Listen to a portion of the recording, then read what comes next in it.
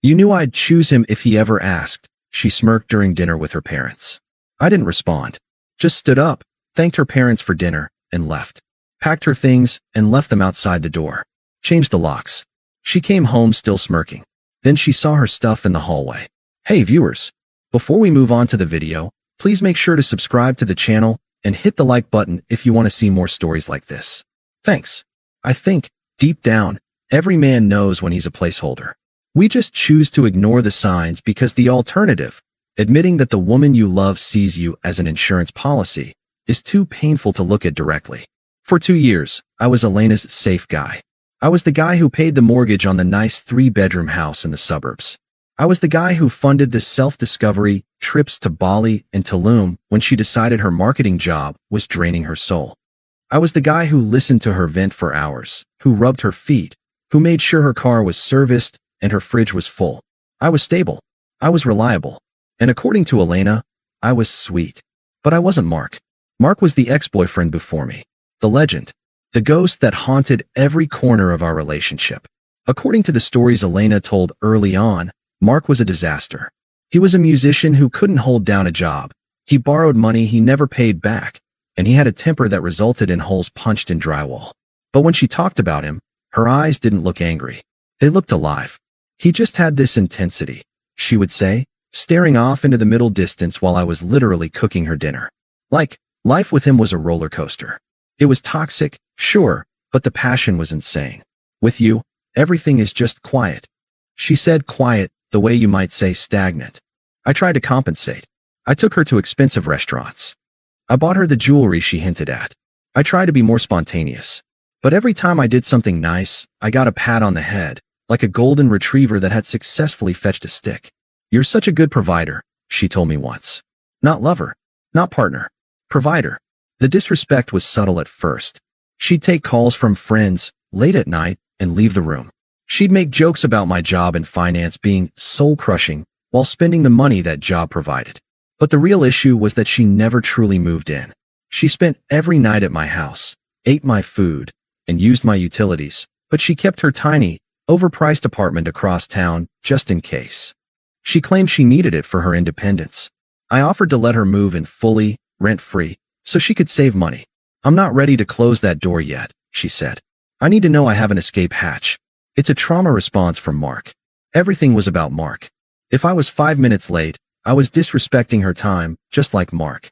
If I was too attentive, I was smothering her, unlike Mark, who gave me space. I was fighting a ghost, and I was losing. But I loved her. I thought if I just loved her enough, if I was stable enough, she'd eventually realize that peace was better than chaos. I was an idiot. Last Sunday, we went to dinner at her parents' house. I actually got along great with her parents, Martha and David. They were old school, hard-working people who adored me. They knew exactly how much chaos Elena had put them through in her 20s, and they viewed me as the calm after the storm. They looked at me with relief. We were having a roast chicken dinner. The wine was flowing, the mood was light. David was asking me about the market, and Martha was beaming at Elena, clearly happy to see her daughter looking healthy and taken care of. Then, the conversation shifted to the future. So, Martha said, smiling over her wine glass. David and I were talking, and we realized you two have been together for 2 years now. We're so happy for you, Elena. You seem so much more grounded. Elena stiffened next to me. She swirled her wine, staring at the red liquid. Grounded, she repeated, her voice flat. Yes, honey, her dad chimed in. Compared to the last few years. Honestly, compared to that whole mess with Mark. We were genuinely worried about you back then. That boy was a parasite. Seeing you with Opie, it's like night and day. You finally have a real man. The air in the room changed instantly. Elena slammed her wine glass down. Not enough to break it, but enough to make the silverware jump. Can we not talk about Mark like he was a monster? She snapped. Martha looked confused. Elena, he stole from us. He cheated on you. He was awful. He was misunderstood. Elena's voice rose, sharp and defensive. He was an artist. He had passion. He didn't care about 401ks and lawn maintenance and boring suburban polite conversation. He made me feel things. I sat there, frozen. My fork hovered halfway to my mouth. Elena, I said, my voice low. Relax. They're just paying us a compliment. She turned her head slowly to look at me. Her eyes were glassy, likely from the 3 glasses of wine she'd downed rapidly, but the look on her face was sober. It was a look of pure, unfiltered contempt. She let out a short, cruel laugh. A compliment? She sneered. They're complimenting you because you're safe. You're the safe option, Opie. You're the guy a girl settles down with when she's tired of being hurt. But don't confuse safe with wanted. Elena, that's enough, her father warned, his face turning red. She didn't stop. She leaned in closer to me, resting her chin on her hand, a smirk curling on her lips. It was the smirk of someone who believes they hold all the cards. Someone who thinks you are so desperate to keep them that they can say anything. Let's be real, she said, loud enough for the neighbors to hear. You know I'd choose Mark if he ever asked. If he called me right now and said he was ready, I'd be gone. You're great, you're stable, but you're not him. You'll never be him. The room went dead silent. Martha gasped, covering her mouth with her hand. David looked like he was about to have a stroke. I looked at Elena. She was still smirking, waiting for me to do what I always did. De-escalate, apologize for upsetting her, and smooth things over. She expected me to swallow the poison and thank her for it. For the first time in 2 years, I didn't feel the need to fix anything. I didn't feel angry. I didn't feel sad. I felt nothing. I carefully placed my napkin on the table. I pushed my chair back. The scrape of the wood against the floor was the only sound in the house. I stood up, buttoned my jacket, and looked at her parents. Martha, the chicken was absolutely delicious. David, thank you for the wine. You've always treated me like family, and I appreciate that more than I can say. Opie, wait. Martha stammered, tears in her eyes. I didn't look at Elena. Not even a glance. I'm going to head out now, I said calmly. Where are you going? Elena asked. Her voice wasn't angry anymore. It was confused. The smirk faltered slightly. We drove together. Are you seriously going to leave me here? Don't be such a drama queen. I ignored her completely. I turned and walked to the front door. Opie, she shouted after me. If you walk out that door, don't expect me to be there when you come back crawling. I closed the front door gently behind me. I walked to my car, got in, and drove away. The drive home was silent. I didn't turn on the radio. I just listened to the hum of the tires on the asphalt. My phone started buzzing about 10 minutes into the drive. Elena, 3 missed calls. Elena, you are so embarrassing. Elena, pick up the phone. You left me at my parents'? Are you serious? Elena, my dad is screaming at me because of you. Pick up. I reached over, put the phone on Do Not Disturb, and tossed it onto the passenger seat. When I pulled into my driveway, I looked at the house.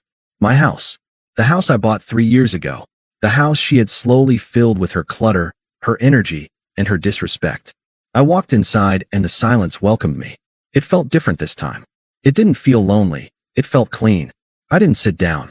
I went straight to the kitchen, grabbed a box of heavy-duty black trash bags, and headed up to the master bedroom. I started with the closet. I didn't throw things. I wasn't in a rage. I was methodical. I was a machine. Her designer coats? Bag. The dresses I bought her for the galas she forced me to attend? Bag. The 50 pairs of shoes cluttering the floor? Bag. I moved to the bathroom. Her skincare products, her straightener, her makeup that covered every inch of the counter. All of it went into the bags. I went to the living room. Her books, her throw pillows, her iPad, which I paid for, her framed photos of us. It took me about 45 minutes to erase every trace of her from the interior of the house. By the time I was done, I had 8 large black bags and 2 cardboard boxes. I dragged them all to the front porch. I stacked them neatly next to the door. I didn't want them on the curb. I wasn't trying to ruin her stuff. I just wanted it out of my space. Then, I did the most important part. I went to the smart lock panel on the front door. I pulled up the app on my phone. User, Elena. Status, active. Action, delete user. I heard the mechanism in the lock whereas it reset. I went to the back door and did the same. Then the garage code.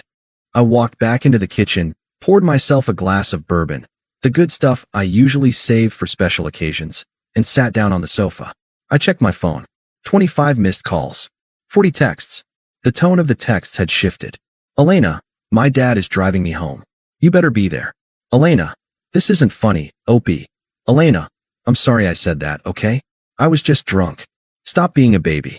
Elena, we're 5 minutes away. I took a sip of the bourbon. It burned, warm and grounding. I heard a car pull into the driveway. Headlights swept across the living room window. Car doors slammed. Voices were raised outside.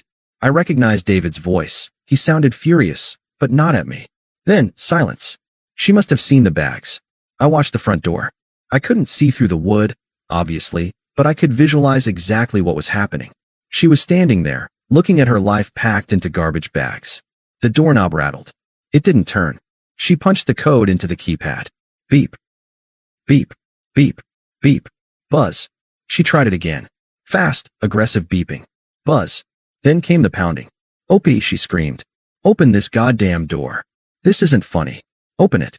I didn't move. I didn't shout back. I just sat there, swirling my drink, watching the door shake in its frame.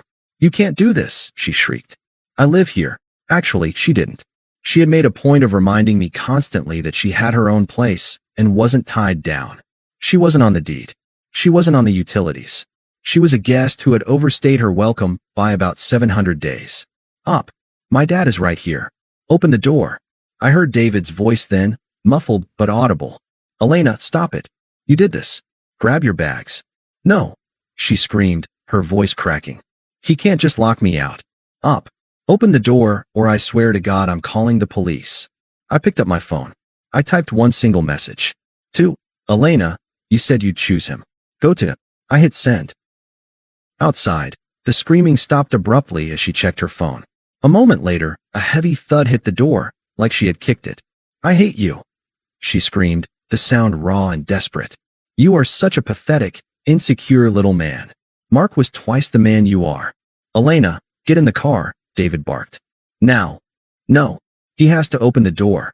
He's done, Elena, her father said, his voice tired and full of disappointment. Look at the bags. He's done. Get in the car before I leave you here on the lawn. I listened. I heard the sound of bags being dragged across the concrete. I heard a car door open, then slam shut. The engine revved, and the car backed out of the driveway. I sat in the silence of my empty house. It was the most beautiful sound I had ever heard. The next morning, I woke up to a sunrise that felt brighter than usual. I checked my phone. It was a war zone. Elena had moved from anger to bargaining somewhere around 3 a.m. Elena, can we just talk? Please. Elena, I'm at my apartment. The heat isn't working. I miss you. Elena, you're really throwing away 2 years because of one sentence? Then came the flying monkeys, the mutual friends she had recruited to guilt trip me. Jessica, hey Opie, Elena is a mess. She's crying nonstop. Don't you think you're being a little harsh locking her out? Mike, bro, she said she messed up. Just hear her out. I didn't reply to a single one. I didn't block them yet. I just let the messages sit there, unread. It was fascinating to watch the spin machine work. In her version of the story, I was the villain who snapped over nothing and threw a helpless woman onto the street. Around 10 a.m., I got a text from Martha, her mother. Martha, Opie, I am so incredibly sorry. David and I are mortified. We told her she isn't welcome back at our house until she fixes her life. We love you, son. Whatever you decide, we understand. That was the only message I replied to. Me. Thank you, Martha. I appreciate you both. But I'm done. I spent the weekend doing things I hadn't done in months. I went to the gym without worrying about checking in. I ordered the pizza I liked, not the gluten-free cauliflower crust she insisted on. I watched a movie without someone scrolling through TikTok at full volume next to me. I expected her to come back and bang on the door, but she didn't. Monday came, and I went to work. By Wednesday, the tone of her social media shifted. Since I wasn't responding to her texts or her tears, she decided to try and hurt me. She posted a photo on Instagram. It was an old picture of her and Mark from years ago, grainy and dark, with them looking edgy and smoking cigarettes. The caption read, "Sometimes you have to go back to the source to find your fire again. Hashtag passion, hashtag no more boring." She hadn't tagged me, but it was for me. She was doubling down. She wanted me to see it, get jealous, and fight for her. She wanted me to compete with the ghost. I looked at the photo. I looked at the caption. I felt relief. She was someone else's problem now. It took exactly 3 weeks for the fantasy to collide with reality. I didn't go looking for the information, but in a mid-sized town, news travels fast. Plus, Mike, the mutual friend who originally defended her, eventually flipped sides when he saw the wreckage firsthand. We met for a beer, and he spilled everything. Elena had indeed gone to Mark. After I locked her out and her parents refused to coddle her, she went to Mark's place. She probably expected a cinematic reunion, The two tortured souls finding their way back to each other, proving that passion conquers stability. The reality was that Mark was 34, unemployed, and living in a basement apartment with two other guys. She stayed there for a week, Mike told me, shaking his head. Apparently, it was a nightmare. Mark didn't want a girlfriend, he wanted a fan. He borrowed $2,000 from her for an investment on the second day. Did she give it to him? I asked, taking a sip of my beer. Yep. Maxed out her credit card. She thought she was investing in his music career, or whatever. It got worse. Mark wasn't just broke. He was still the same toxic narcissist she had romanticized. But without the filter of nostalgia, it wasn't intense. It was just abusive. He made fun of her for being washed up. He flirted with waitresses in front of her. He told her she was too suburban now. The crash came on a Friday night. Elena had tried to stage an intervention about his drinking. Mark responded by laughing in her face, telling her she was acting like a nagging wife, and kicking her out at 2 a.m. so he could bring another girl home from the bar. She called me crying, Mike said. She has nowhere to go. She gave up her apartment lease thinking she was going to move in with Mark or that you'd beg her back. She's sleeping on Jessica's couch. I listened to the story like I was hearing about a stranger on the news. It was tragic objectively, but it didn't hurt. She wants to talk to you, OP, Mike said cautiously. She knows she messed up. She says Mark was a mistake, and she just panicked. She says you're the only man who ever treated her with respect. She's right, I said. I did treat her with respect, and she spat in my face. So no chance. Mike, I said, putting cash on the table for the bill. She told her parents, to my face, that she would choose him. She got exactly what she asked for. I'm not the consolation prize. It had been 6 months. My life had leveled up in ways I hadn't expected. Without the emotional drain of walking on eggshells, my career skyrocketed. I was sleeping better. I looked younger. I had started dating a pediatrician named Sarah, a woman who actually asked me how my day was and listened to the answer. I hadn't heard from Elena in months. I assumed she had moved away or found a new victim. Then came the wedding. It was a mutual friend's wedding, someone I couldn't skip. I knew there was a chance Elena would be there, so I brought Sarah. Not as a shield, but because she was my partner. I saw Elena across the reception hall during the cocktail hour. She looked diminished. She had lost weight, but not in a healthy way. Her hair was brittle. She was wearing a dress that looked a few years old, and she was drinking heavily. She was standing alone near the bar, scanning the room. Her eyes locked onto me. Then they slid to Sarah, who was laughing at something I'd said, her hand resting gently on my arm. Elena's face crumpled. For a second, I thought she was going to run. Instead, she downed her drink and walked straight toward us. I didn't flinch. I turned to face her. Opie, she said. Her voice was raspy. Elena, I nodded. This is Sarah. Sarah, being the class act she is, smiled warmly. Hi, Elena. Nice to meet you. Elena ignored her completely. She stared at me with wet, desperate eyes. Can we talk? She asked. Just for a minute? Alone. I don't think there's anything to say. I replied comfortably. Please, she whispered. I need to apologize. Properly. I need you to know that I know I was an idiot. He was nothing. You were everything. I took it for granted. She reached out, trying to touch my arm. I took a subtle step back, placing myself out of her reach. Elena, I said, keeping my voice low and pleasant. You don't need to apologize. Yes, I do. She insisted, tears spilling over. I miss you. I miss us. I miss the house. I miss my best friend. Everyone makes mistakes, right? Can't we just get coffee? Start over. The audacity was breathtaking. She genuinely thought that because she had failed with Mark, she could just hit the undo button on me. I looked at her, really looked at her. I searched for any anger, any lingering love, any desire for revenge. There was nothing, just a mild boredom. We can't start over, I said softly. Why? She pleaded. Because of her? She jerked her head toward Sarah. No, I said. Because of you. She froze. Elena, you spent 2 years treating me like a waiting room, I said, my voice calm enough to order a coffee. You waited for something better to come along. You got it. You got the excitement, the chaos, the passion you wanted. I didn't want it, she sobbed. I wanted you. No, I corrected her. You want me now because the other option failed. You want safety again. But I'm not a safety net. I'm a person. I took Sarah's hand.